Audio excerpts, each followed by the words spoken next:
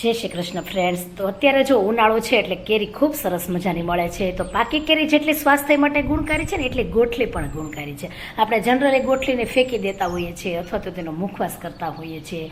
તો જુઓ ગોઠલી છે ને આ રીતે આપણે બાફીને જુઓ મેં બનાવેલી છે. તો તમને ખબર હોય કે થોડીક ગોઠલી બફાય એટલે થોડોક તો એનો કલર આપણને ખબર છે કે થોડોક તો શ્યામ થતો જ હોય છે. તો આજે આપણે ગોઠલીનો બે રીતે ઉપયોગ જોવાનો છે જે એકદમ નવીન છે. જુઓ મેં આ ગોઠલી બનાવી છે તો એકદમ નવીન રીતે બનાવી છે કે જે આ રીત મને મારા મમ્મીએ શીખવાડી છે.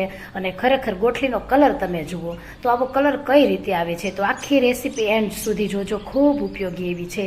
અને આ બંને પ્રોસેસ તમને યુટ્યુબમાં ક્યાંય જોવા નહીં મળે, પહેલી વાર જ આ પ્રોસેસ છે.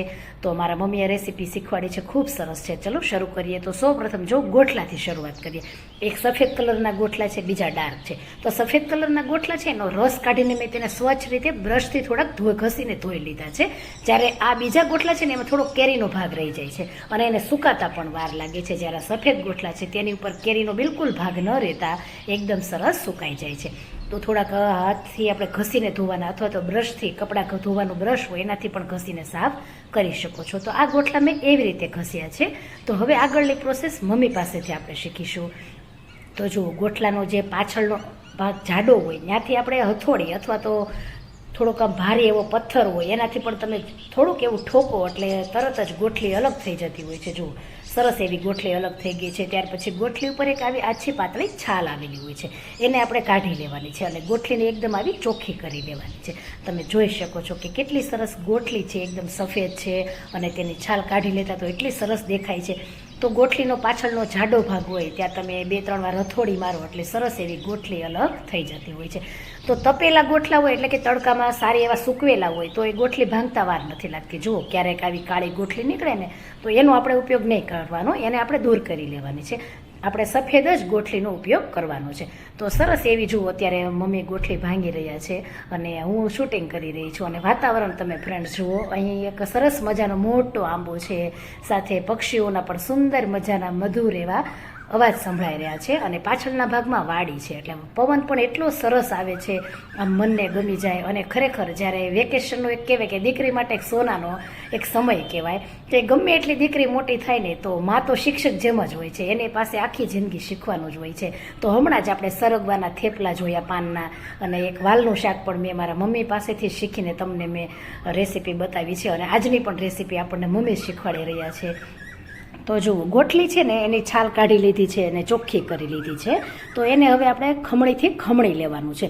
તો મમ્મી ખમણી રહ્યા છે અને ભાર દઈને ખમણવાની છે. ફ્રેન્ડ્સ તમે આડી ખમણ, જો ઊભી નહીં ખમણતા, જો આડી ખમણશો ને એટલે છેડ ભાર દઈને તમે પાડ્યું છે એટલે જો એકદમ સરસ આવી રીતે મોટી જાળીવાળું પડશે અને એકદમ સરસ કઠણ પડશે. તો આ રીતે બધા જ આપણે ગોઠલીને આપણે ખમણીથી ખમણી લીધી છે. ત્યાર પછી 2 થાળીમાં મેં તેને અલગ આપણે આ રીતે લઈ લીધી છે અને હવે તડકામાં આપણે સૂકવીશું. જો આ રીતે 2 થાળીમાં લઈ લઈએ ને એટલે ફટાફટ સુકાઈ જાય. અને એક થાળીમાં જાજુ હોય એટલે પવન બરોબર લાગતો નથી. હવે એને જુઓ મેં તડકામાં મૂકી દીધી છે. તડકામાં મૂક્યા પછી કદાચ તમને અડધી કલાક પછી એવું લાગે કે ગોઠલી થોડી કાળી લાગે છે તો 1 મોટું લીંબુ અને 1 મોટી ચમચી મીઠું એટલું ઉમેરીને મિક્સ હળવા હાથે કરી દેવાનું છે.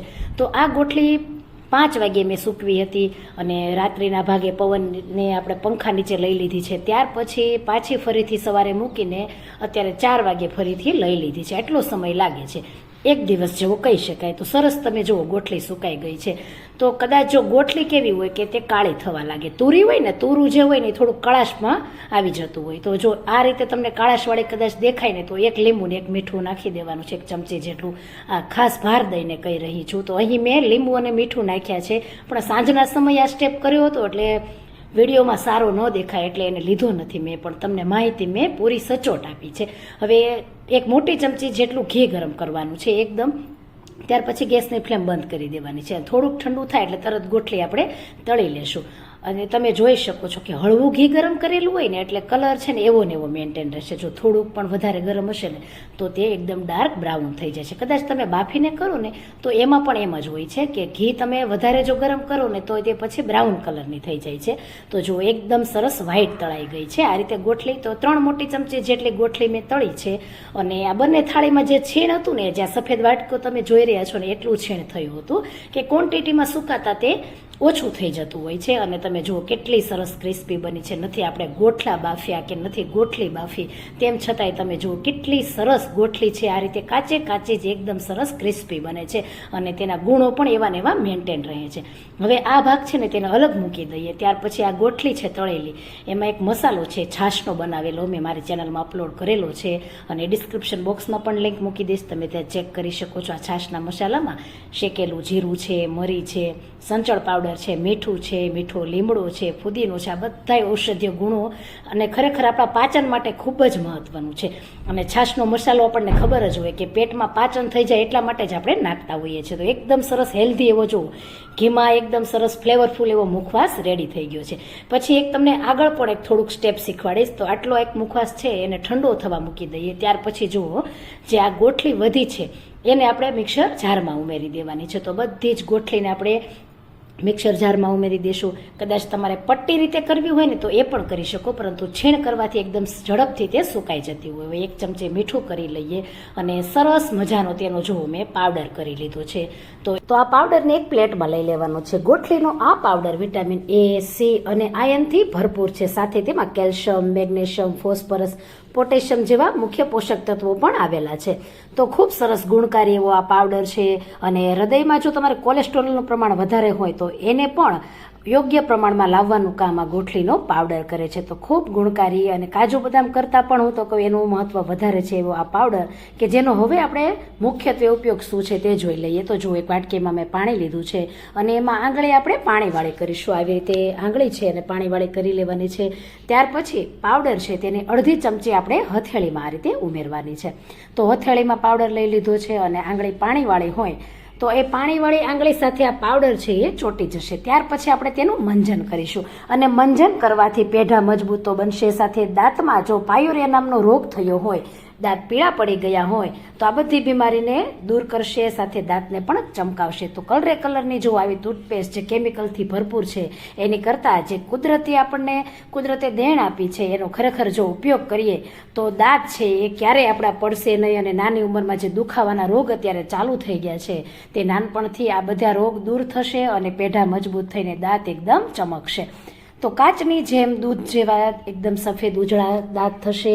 તો આ પાવડરને મીઠા સાથે તમે આખું વર્ષ સ્ટોર પણ કરી શકો છો. સેજે એમાં જીવાત નથી પડતી અને કાચના વાસણમાં તેને ભરવાનું હોય છે. તો જુઓ અહીં હવે એક આથેલા મારી પાસે બોટલમાં આમળા છે.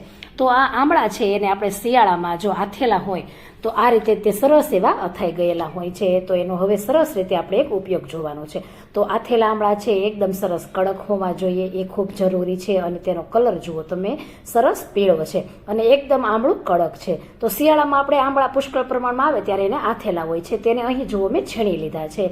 તો અહીં મેં તેને 2 થાળીમાં 500 ગ્રામ જેટલા આમળાને છીણ્યા છે અને ઘરમાં જ તેને સૂકવવાના છે. ઘરમાં સૂકવવાથી એકદમ સરસ તેનો કલર પીળો થશે અને 2-3 દિવસમાં એકદમ સરસ ક્રિસ્પી થઈ જશે. તમે જોઈ શકો છો કે આમળા છે એકદમ સરસ સુકાઈ ગયા છે. 3 દિવસ જેટલો ટાઈમ તેમાં લાગ્યો છે અને એટલા સરસ તો ક્રિસ્પી રહ્યા છે.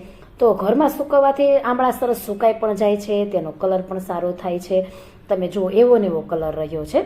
તો આ રીતે એકદમ સરસ ઘરમાં સૂકવવાથી આમળા એકદમ ક્રિસ્પી પણ થશે, સાથે તેનો કલર પણ જળવાઈ રહેશે. તમે જોઈ શકો છો કે આમળા જેવો જ કલર તેનો મેન્ટેન રહ્યો છે. હવે આ આમળા છે તેને આપણે 2 મોટી ચમચી પ્રમાણે એક મોટા બાઉલમાં લઈ લેવાનું છે. તો લઈ લેશું. ત્યાર પછી જુઓ તલ છે, તો એનો મુખવાસ હું 2 મોટી ચમચી જેટલો લઈ રહી છું. તો જો ઘરમાં તલનો મુખવાસ હોય તો એનો એમનેમ પણ ઉપયોગ કરી શકીએ, અથવા તો તલ હોય એને તમે શેકીને પણ ઉપયોગમાં એમનેમ તલ પણ લઈ શકો છો. તમે કાળા તલ પણ ઉપયોગમાં લઈ શકો છો. સાથે આ ગળ્યો મુખવાસ છે, તેમાં ટોપરું છે, ધાણાદાળ છે, સાથે એક ગળ્યા તલ આવે છે ખાંડની સાકરના કોટિંગ કરેલા. તો એવો ગળ્યો મુખવાસ પણ મેં 1.25 ચમચી જેટલો લીધો છે. ત્યાર પછી ગોઠલીનો મુખવાસ જે આપણે આગળ બનાવ્યો તેને મેં એમાં ઉમેરી દીધો છે.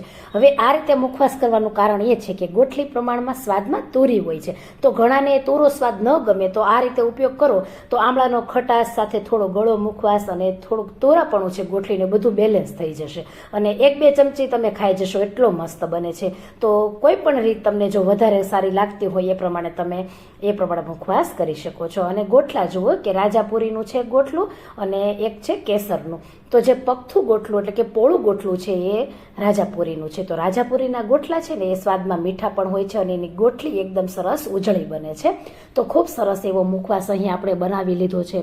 તો કોઈ પણ પ્રમાણે જો ખાલી તમારે ગોટલીનો મુખવાસ કરવો છે તો એ પણ કરી શકો. આ રીતે તલ અને આમળાનો ઉપયોગ કરીને પણ મુખવાસ કરી શકો. અને ઘી સાથે તો આ મુખવાસ એટલો સ્વાદિષ્ટ લાગે છે. અને ચૂર્ણ છે એને તમે જો આખું વરસ કાચના કન્ટેનરમાં ભરી દેશો એટલે મીઠું કરેલું છે એટલે તેમાં કોઈ પણ જીવાત પણ નહીં પડે. અને બંને ખૂબ સરસ એવી રેસીપી છે, એકવાર ચોક્કસ ટ્રાય કરો. અને ગોટલીને જો હવે તમારે આખું વરસ સાચવવી હોય તો પછી જો આ ગોટલી છીણેલી છે એમાં થોડુંક મીઠું ભેળવી દેવાનું છે. તો અહીં થોડી ગોટલી છે એટલે અડધી ચમચી પ્રમાણે જ મીઠું ભેળવી રહી છું.